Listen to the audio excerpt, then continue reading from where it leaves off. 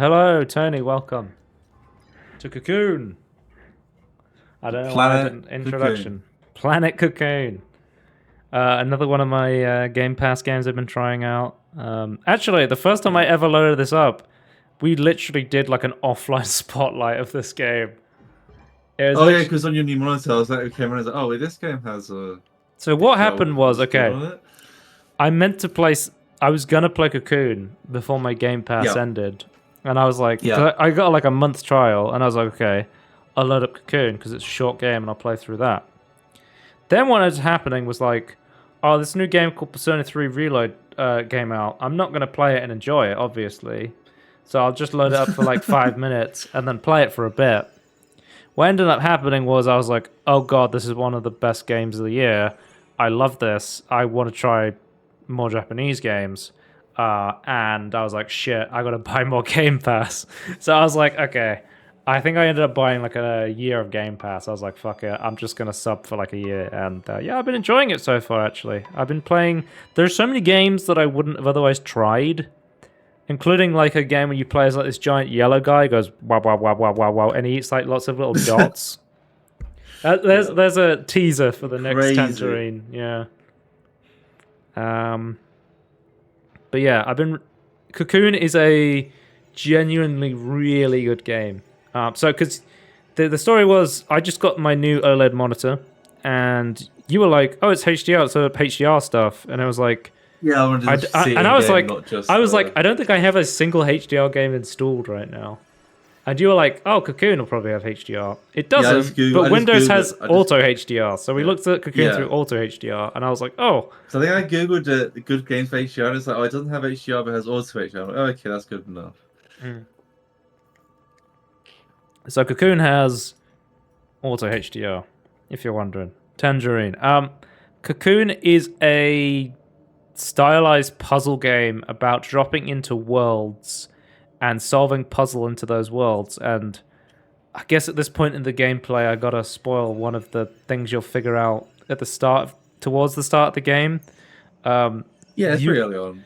you can go inside a world with another world, and it allows, because each Yeah. world has an ability. So you see here, the orange world lets me create paths um, through the broken bridges, and then the green world has the ability to um, spawn.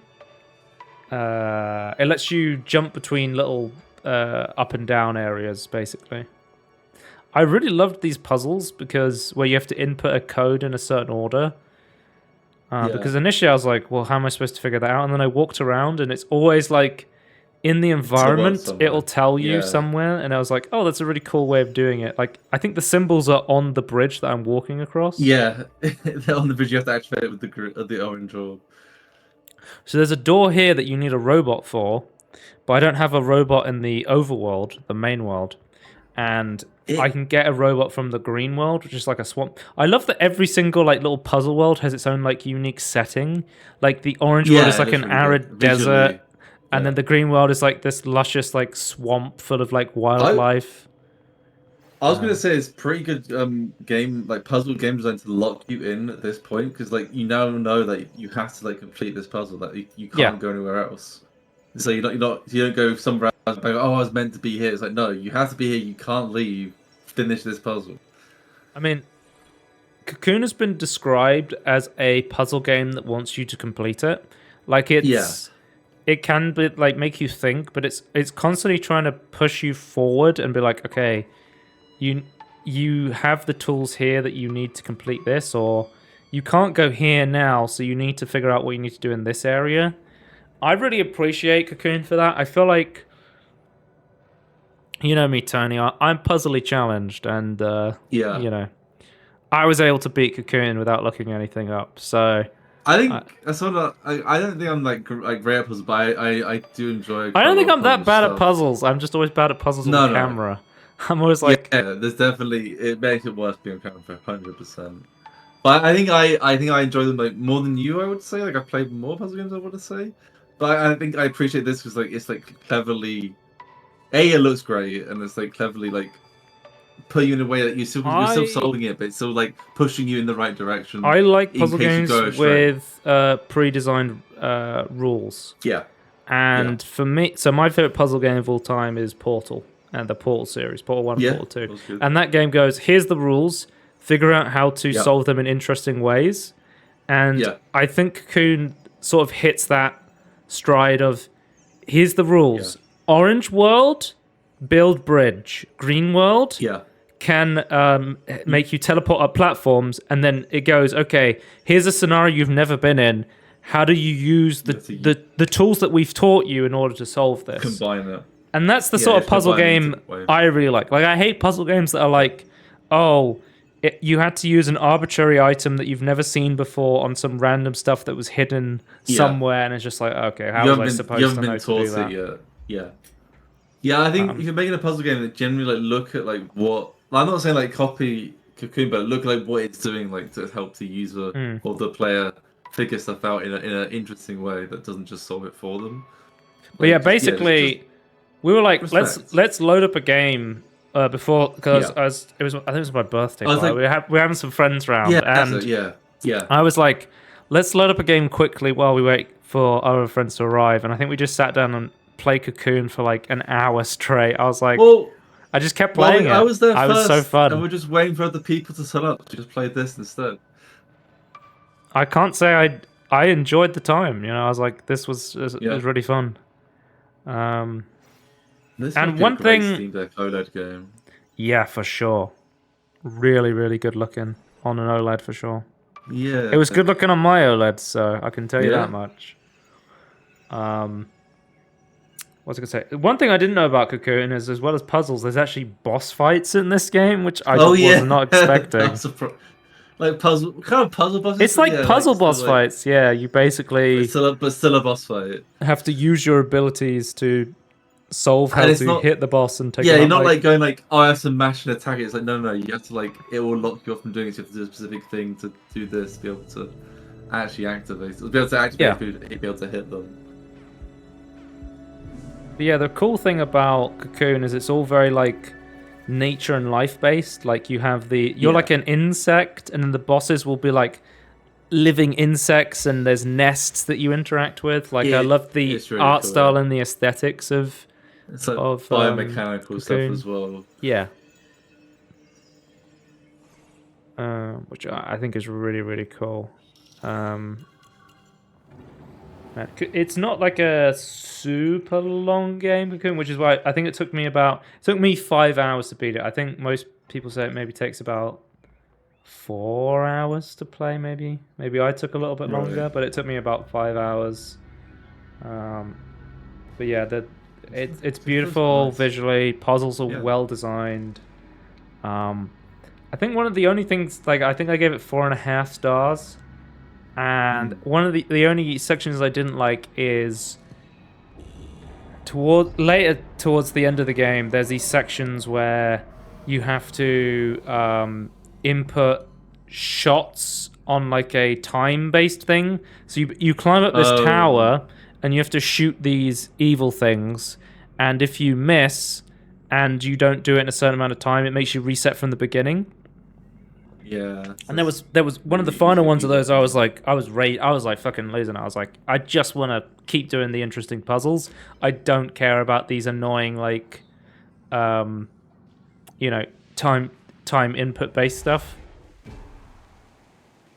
At any point, you can come out of the world through these pads here, the white things, and you can bring worlds into other worlds. And there's more than a couple of worlds. You can bring like multiple worlds into worlds, and it starts to get Matrixy. Kind of Metroidvania, because it's like it's very like you unlock a new that's not something a new world. And that's not something I thought about, but that's a good way to put it. Like it is, you unlock new abilities to progress through the different worlds, and even though it is sort of more open like that, I still say it's very linear at the same time. Oh yeah, I think it's maybe open. It looks open, but yeah, the way you actually interact with it is probably it's very linear.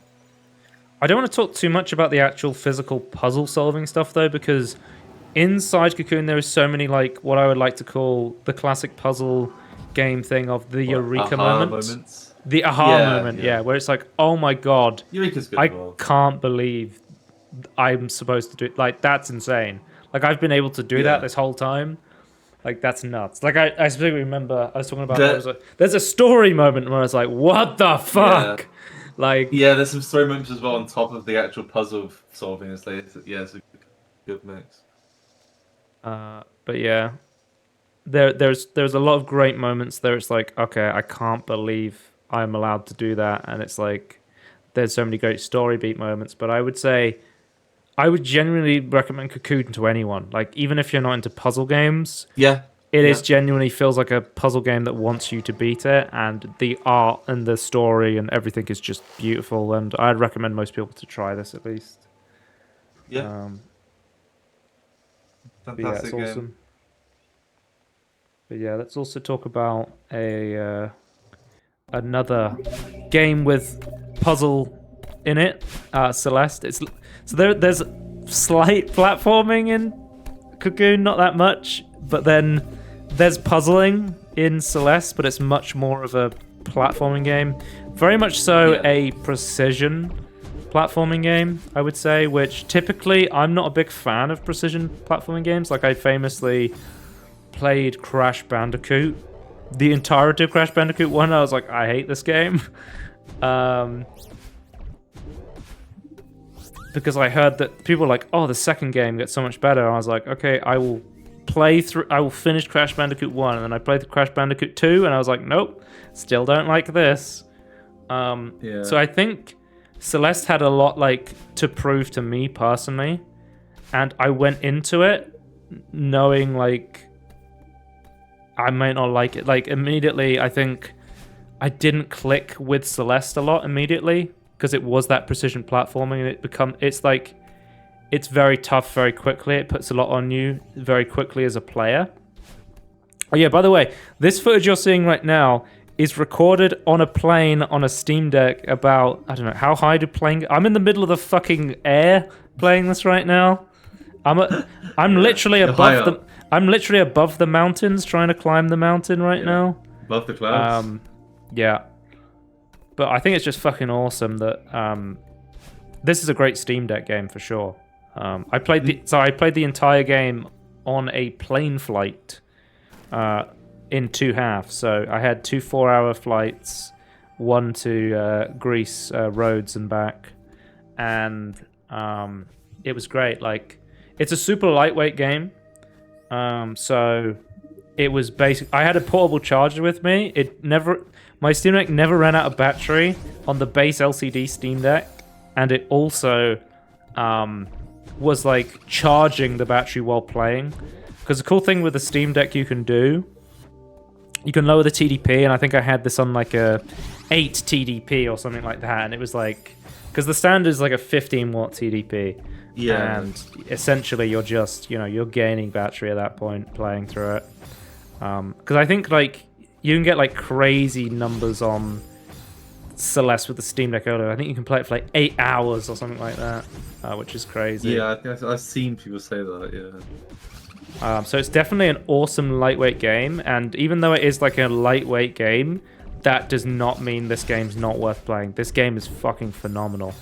I said this to you before, Tony, and I think I confused the hell out of you, but the game this reminded me the most of playing it, I thought of Sekiro, which immediately you'll be like, what the fuck, this game's not like Sekiro. I don't quite understand that one. The reason I speak of Sekiro, and the reason I love Sekiro, is when I played through it, there's this moment that a lot of players go through called the click. And this moment in the game is when you're you start off and you go, this game is too hard for me. I don't get this game. I'm not gelling with this game. And I think a couple of hours into Celeste, I was thinking, I might have to give up on Celeste. I don't know if I can beat Celeste. And something happened, and suddenly the game just clicked for me. And suddenly I was like, oh my god, I'm doing so much better, and I'm enjoying myself a lot more. I feel like there is that click moment in Celeste, where it goes from,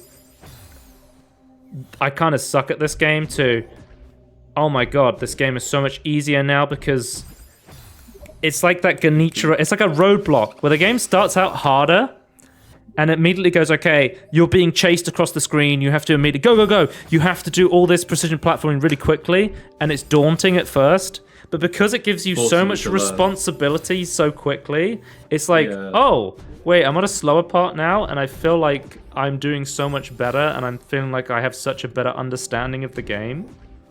Like, Celeste is literally says it's like, Celeste is designed to be a hard game, but we don't want anyone to not be able to play the game. So the game does have like quite a robust assist mode. So if you really are struggling with Celeste, you can turn on the assist mode, but know that the game is designed in a way where if you if you start playing it, it may be quite hard, but just know there will be a moment when you start to get it, and it'll click for you. So the reason watching this back is pissing me off because I know immediately how to solve this puzzle now. You've done it before, as I'm playing it, I'm like, oh, okay. If I dash jump, the strawberry will disappear and fly away. I need to use the bubbles to get enough momentum to fly up and just fall across instead of dash jumping in order to stop the strawberry from flying away. Then I can dash grab it, refresh my dab, and then fly across back to the end. So this challenge I'm doing right now is completely optional. So throughout Celeste, there's this thing called strawberries, and strawberries are basically the collectible of the game. And basically, they say, as you play through Celeste, they're like, hey, strawberries will impress your friends, sure, but you don't need to collect a single strawberry to complete Celeste. They're just like purely optional cosmetics, like achievement sort of things. And I found that challenge unlocks. I don't know, like I would find strawberries and I would just try and do them, and if I wasn't getting them, I'd go off and do something else. And then I found later through the game, I was doing more and more strawberries. I was like, oh, okay, I understand a lot more about the game. And also, I enjoy the challenge of... Because every thing in Celeste is half a platforming challenge and half a puzzle. And it's half about... Number one is figuring out how to do it. And then number two is how to execute it, like your actual skill. And that's what makes Celeste such a great game. Is it almost has like Metroidvania element, where it's like, I know I call every game a Metroidvania, but it has that like Kerbal Space Program. Kerbal Space Program, my favorite Metroidvania. It has that great like element of skill expression and aha, I've solved it, like puzzle element to it. Yeah. And I think that's what makes Celeste such a beautiful game. Like, Celeste is so good. Like, and the sound... Man, can I talk about the soundtrack? It's like Lena Raine. She did, like, the soundtrack for another game I played, I think it was last year, the year before, Chicory, A Colorful Tale. Another amazing soundtrack, but... Done some Minecraft stuff recently. She did, like, the new Minecraft... Like, after... Was it... Pigstep, famously. Pigstep. The original Minecraft soundtrack's like... Fantastic song. C418? 1.8, yeah. Yeah, something like that. Something like that. C418, yeah.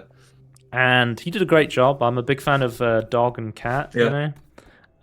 Star, Blocks, Mars on Venus. Yeah. But yeah, there's a couple of new people for Minecraft. But yeah, they're on the...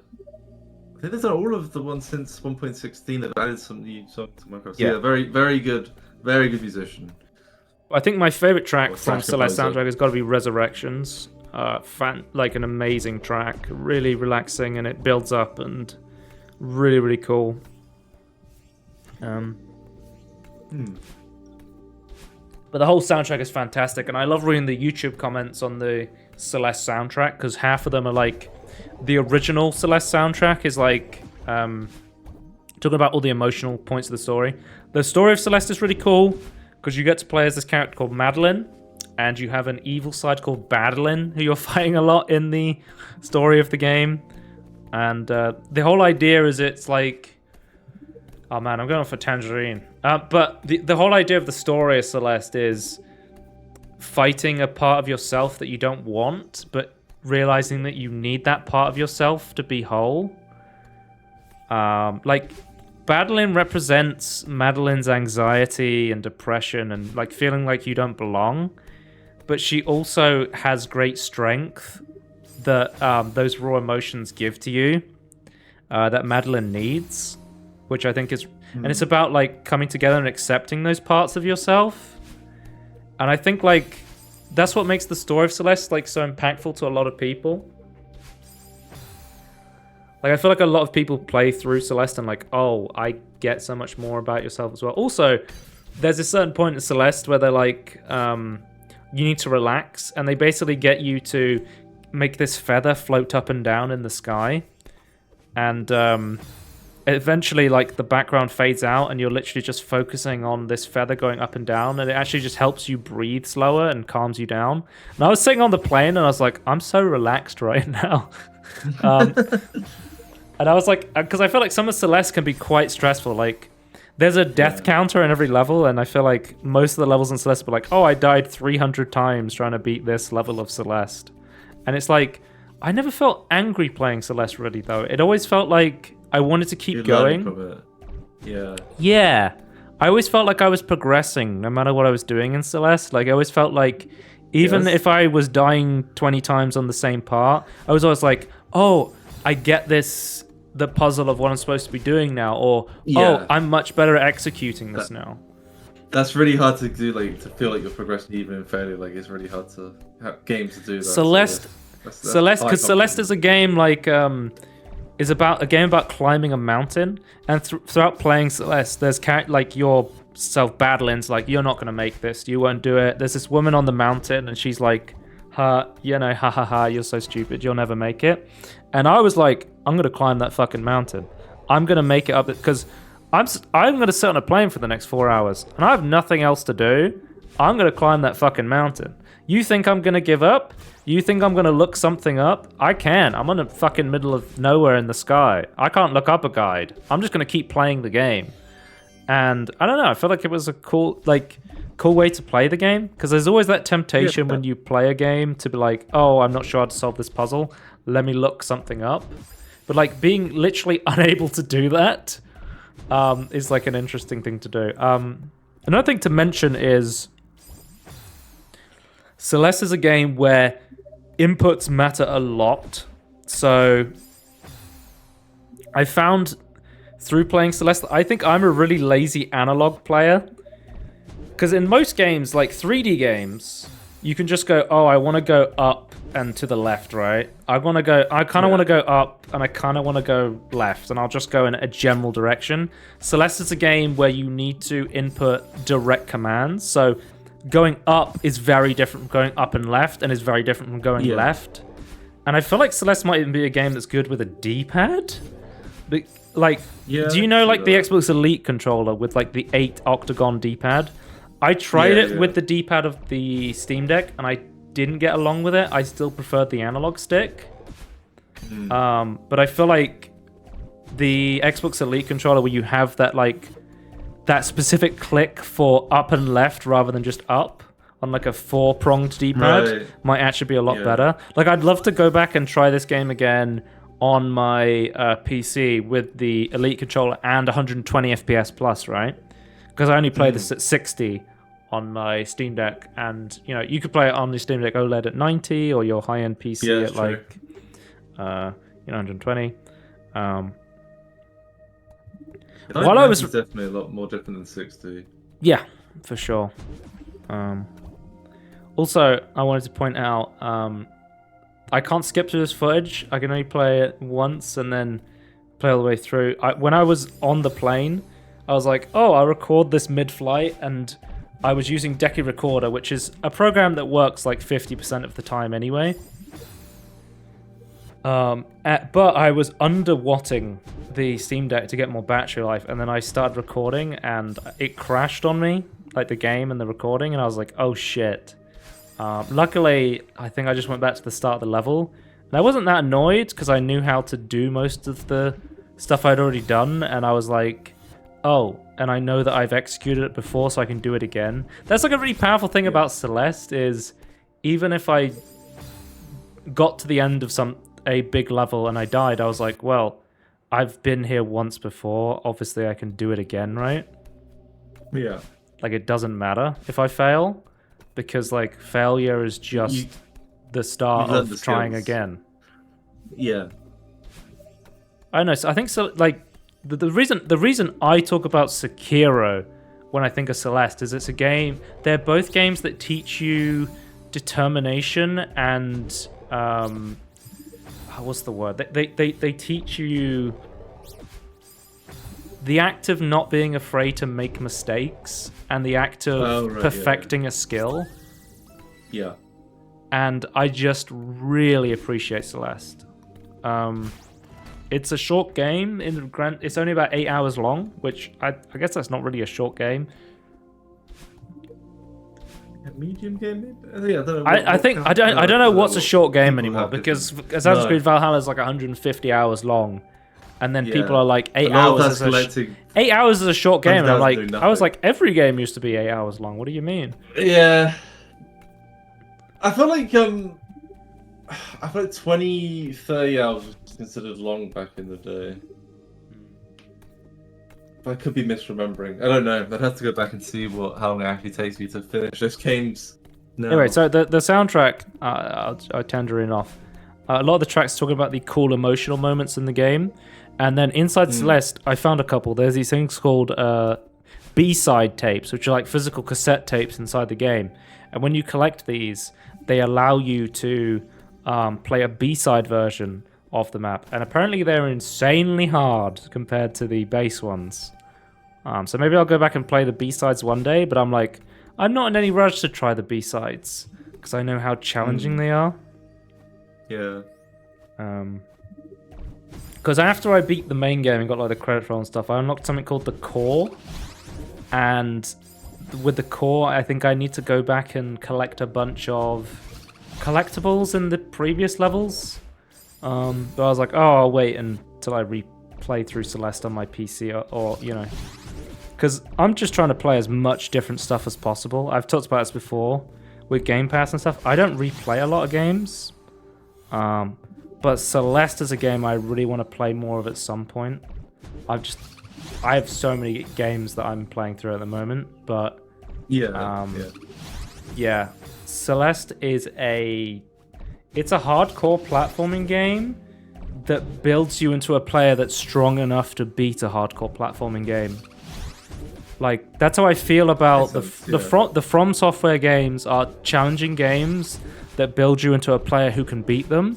Celeste is a hardcore platforming game that builds you into a player that can beat them. Which I think is such a special... It's such a rare thing in games that you can get that kind of experience. And after I finished Celeste, I immediately was like, this is a 4.5 star. And then I thought about it, and I was like, I couldn't think of a single fault of Celeste. And I was like, why is it not a 5-star game? So I think Celeste might be a masterpiece, like a 5-star game. I think it might be my favorite game I've played this year in terms of games that didn't come out this year. Like, Celeste is a really fucking good game. I think the fact that it's able to teach you how to play the game, in a way, it's set up in such a way you can learn how to play it and beat it, and it's still difficult. It's impressive. It's a feat. I think From Software deserves the adoration to be able to do that. And then who makes Celeste? It's an indie developer. It's Maddie Makes Games and Extremely OK Games. Okay, yeah. I think being able to execute that is really difficult and like really hard to get right. So I think deserve the compliments on that. And I think I said that to you offline, is like whenever I looked at like games similar to this, a lot of the reviews would be like, oh, it's not as good as Celeste, or it's like Celeste but doesn't quite do this. I mean, right. Celeste has its deserved fan base because this game is it's a benchmark at this point. Yeah. Like how I say, like, the benchmark for 3D collectathon platformers, which I play a lot, is Hat in Time. Like, I've yet to find a game that is as good as a Hat in Time. And now I'm looking at indie 2D platformers, and I'm like, okay, the benchmark going forward is Celeste.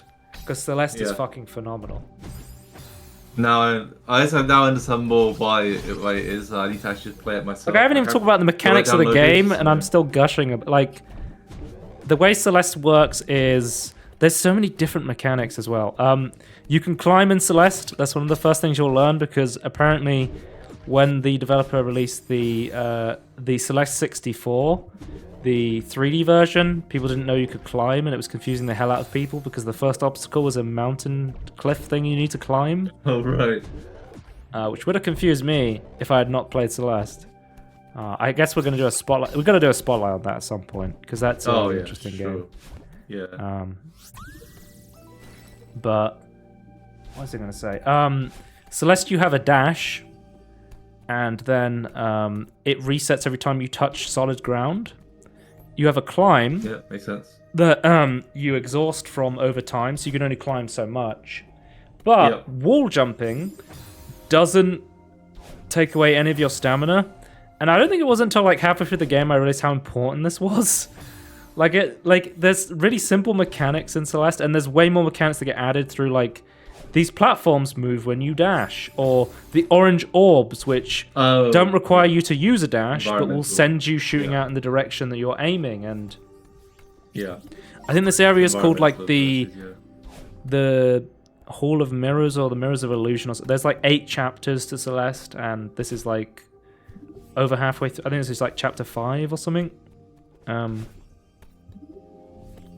Usually each chapter culminates in like a hard platforming section on the end, or there's like sort of not boss fights, but like challenges. Like if you've ever played Super Meat Boy, they're kind of like the crescendo moments in Super Meat Boy where you have like Dr. Meat chasing after... No, what's his name? His name's Dr. Fetus, I think his name is. What? Okay. I think his name's Dr. Fetus from Super Meat Boy. Super Meat Boy is a really challenging precision platform where I played and really enjoyed, but also hated myself while playing. And I feel like Celeste skips out that I hate myself while playing moment. Like, Super Meat Boy is definitely a challenging platforming that's satisfying, but I feel like Celeste somehow makes a challenging platformer that's satisfying without making you, like, just insanely frustrated, and that's why this game's beautiful. Yeah. Again, it's something very hard to pull off, so... I love how it's like, oh, if I jump up this platform while it's going up, I'll keep my momentum. And there's so many like small lessons in Celeste, and then once you get them, they just completely change and open up the game.